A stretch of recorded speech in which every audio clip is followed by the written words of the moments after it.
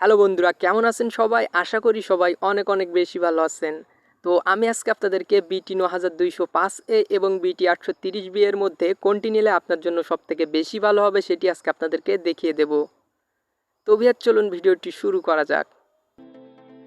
তো প্রথমে যে মিটারটি আছে সেটি হলো DT830B মডেলের একটি ডিজিটাল মাল্টিমিটার।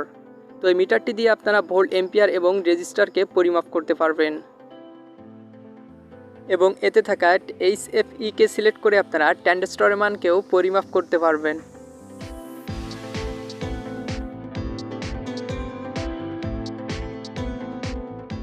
আর এই মিটারটিকে আপনারা 200 টাকার ভিতরে পেয়ে যাবেন, বাই লিঙ্ক ডিসক্রিপশন বক্সে দেওয়া আছে।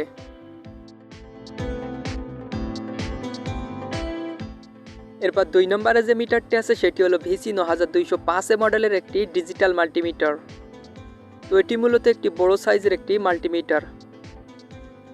তো এই মিটারটি দিয়ে আপনারা ভোল্ট, এম্পিয়ার, ক্যাপাসিটর এবং রেজিস্টারের মানকে পরিমাপ করতে পারবেন।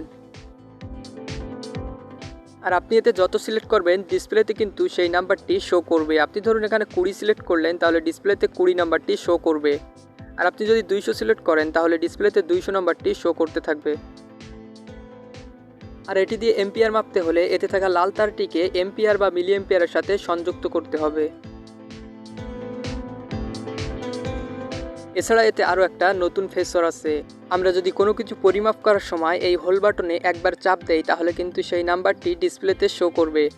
আপনি যাই করেন না কেন ডিসপ্লেতে কিন্তু সেই নাম্বারটিতেই শো করবে, যতক্ষণ পর্যন্ত আপনারা এই হোল বাটনে পুনরায় প্রেস না করবেন। তো এখানে আমরা 200 মাইক্রোফ্যারাডে সিলেক্ট করলাম। তো এরপর আমরা 82 মাইক্রোফ্যারাডের একটি ক্যাপাসিটর নিলাম। তো এই ক্যাপাসিটরটিকে আমাদের মিটার দিয়ে পরিমাপ করব। তো এখানে দেখতে পাচ্ছেন প্রায় 60 মাইক্রোফ্যারাডের মতো দেখাচ্ছে। এরপর আমরা 47 মাইক্রোফ্যারাডের একটি ক্যাপাসিটর নিলাম। তো এখানে দেখুন প্রায় 50 মাইক্রোফ্যারাডের মতো দেখাচ্ছে।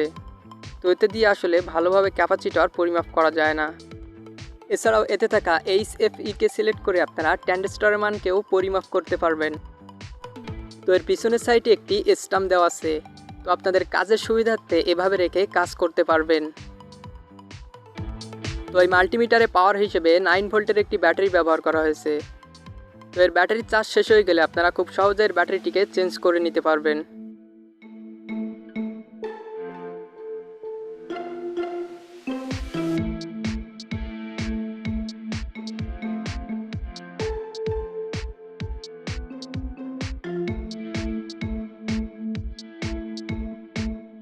তো এই মিটারটিকে আমি 25% অফে দারাজ থেকে নিয়েছিলাম, সেজন্য 345 টাকা নিয়েছিল। তো আপনি যদি অনলাইন শপ থেকে নেন তাহলে 350 টাকার ভিতরে এটি পেয়ে যাবেন।